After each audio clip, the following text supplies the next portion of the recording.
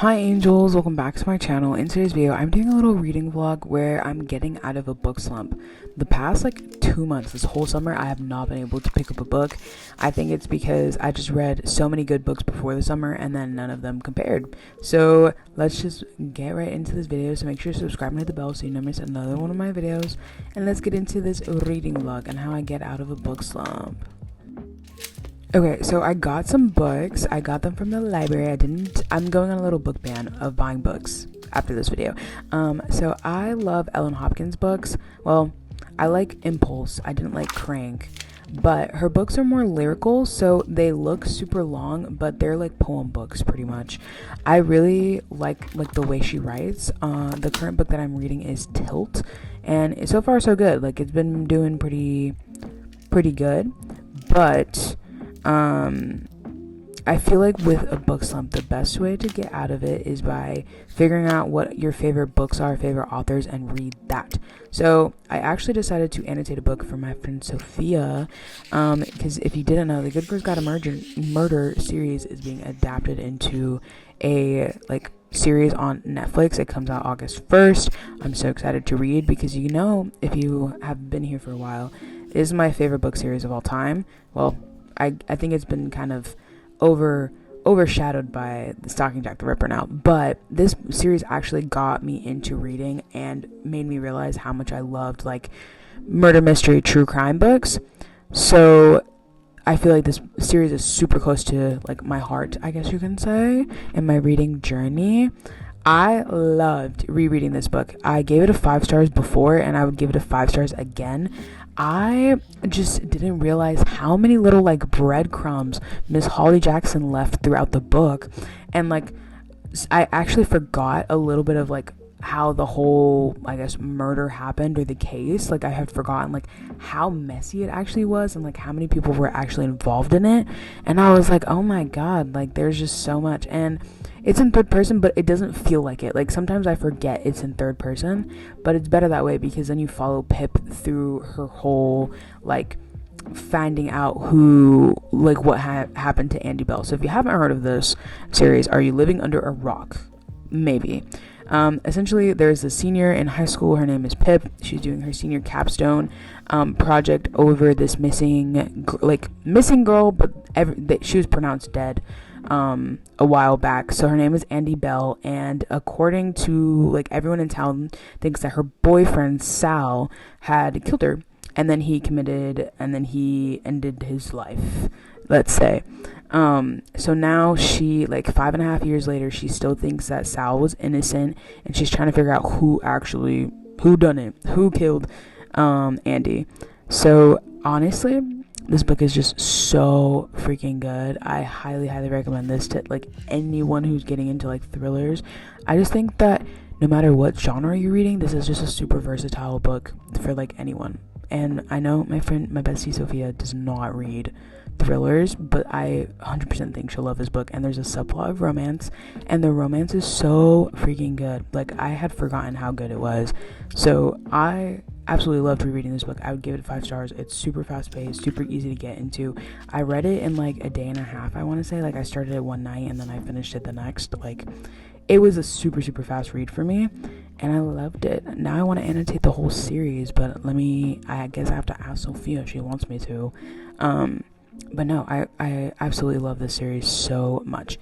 But what this taught me was rereading some of your old books and realizing why you like reading kind of helps you get out of that book slump. Because after this book, I have been thinking about books for the rest of the week, the rest of my life, I guess, because all I can think about is books. I'm I really need to read Tilt, but then things happen, I have to go to work, I have to do this. Now I'm only thinking about Tilt, and I'm thinking about the Good Girls Got a Murder, and anytime I see a book review or whatever, I'm just always thinking about books. So I highly recommend rereading some of your favorites. Another thing I did behind the scenes was I was watching a lot of booktubers that I had fallen behind on, and just seeing them reading and enjoying books motivated me to kind of pick up a book again, I guess you could say. So if you're wondering how I annotate books, I have no method. There's no method. I just underline what I think is cool. In the beginning, I think I had 3 different tabs. I had like what's important for the book because I've already read it, things that I found interesting, meaning like things that are gonna pop up in the next books, and then just lines I love. So that's how I annotate it, and I just annotate like my thoughts, and then I left her a little message at the end. This book was just so good. Please read it if you haven't. Like, I highly recommend it. And I'm obsessed with the series, for real.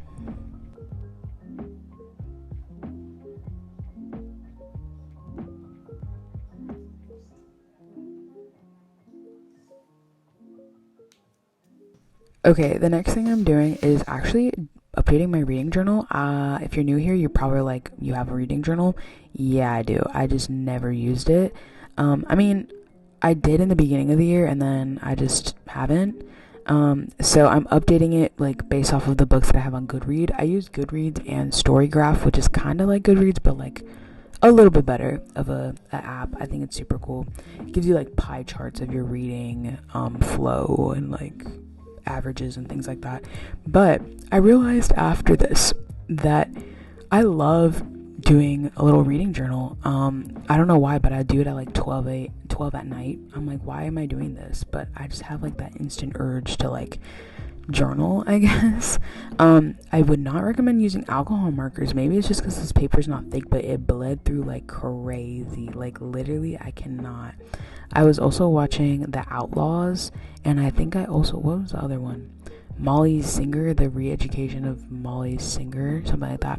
Really like The Outlaws. Molly Singer was like okay. It was an okay movie, I guess. I don't know if I would like ever watch it again. I would watch The Outlaws again. It was kind of, well, I don't know. I feel like both of them were like okay, to be honest. But as far as my reading journal, I feel like, so this book is set up like it has a couple of spreads, like a couple reading challenges, a bookshelf that you can color, your wish list, your favorite authors, and then it gets the rest of the journal is literally just like reviews of the last couple, like all the books that you've read, right? And I feel like, I don't know if I really like the setup of the review, to be honest. I kind of feel like I just want more spreads, I guess. Like, I just want more out of this. I feel like it's very basic. Maybe if you're a beginner, like, or you just started your reading journey, you just want like a simple little journal, this would be good.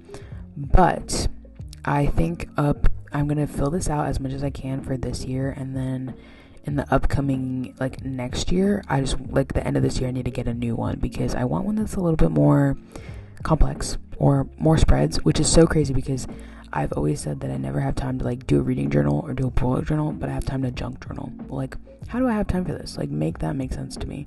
I don't know, but I do love journaling. The reading like review, essentially, look at this, 12 at night. You give it like star ratings based off of like how easy it was to read and enjoyment and things like that, and then your overall rating. Then you put in you can color in your progress, so you can do it like while you're reading a book. You have like favorite quotes if you have the physical book, and it even gives you options of like how did you read it. So you can select like ebook, audiobook, or just like a physical book, and then it has like a book review and then a book section. Here's the flip through. So here's all like the spreads that I'm talking about. It has like favorite books, favorite authors, books you want to read, books that you have read. I haven't filled out the books that I've read in like forever, for real, because I just can't. Books that I haven't finished, those are like your DNF books, like books you didn't finish. Then your wish list, books you want to buy, books you want people to give you. Then your bookshelf, look at how bad this bled through. Then you have your book challenges. Yeah, I just feel like I want more spreads, to be honest, and that's crazy coming from me. So you have this one, and then look, you have the reviews. I love how the island looks. It looks so cohesive. It's so cutesy. The way I did it was based off of like the color from the cover of the book specifically. So the Go-Go's Guide to Murder is red. The Lost, the Flower is purple-sided purple. Then you have the Dare. It's supposed to be like a burnt red, but whatever. It looks purple. I don't know why. Then you have the Throne of the Fallen is also purple. I love some purple books. Then we have The Haunting is green. See, I love The Haunting. honestly, first half of the year I read some really good books, and then I feel like I got in a book slump because all of the books I was reading were so good that like when I would pick up a book, I'm like, oh my goodness, I really wanted to be like fast paced and like just like that. And then the last thing is so I work at Home Goods, if you didn't know, and I didn't know that we had the collection of all the Jane Austen books.